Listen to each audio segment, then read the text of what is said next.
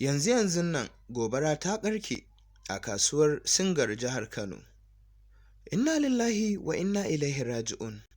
Gobara ta ɓarke a kasuwar Singar jihar Kano. Ita ce dai ɗaya tilo a garin Kano, kasuwar da ake saida kayayyakin abinci kamar irin su shinkafar turai, taliya, makaroni, kuskus har ma da fulawa.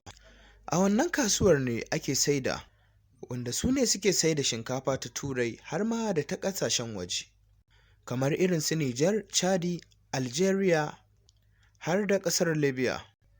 Wannan dai kasuwa tsohuwar kasuwa ce mai tarin tarihi inda take ɗauke da al'ummomi da suke nema a cikinta ɗai-ɗai har sama da mutum 100,000. To muna roƙon Allah subhanahu wa ta'ala ya kawo ƙarshen wannan gobara. Waɗanda suka rasa dukiyoyinsu Allah ya maida musu da mafi alkhairi, waɗanda ba su rasa ba ma Allah ya ƙara kwantar musu da hankali, Allah ya kawo ɗauki.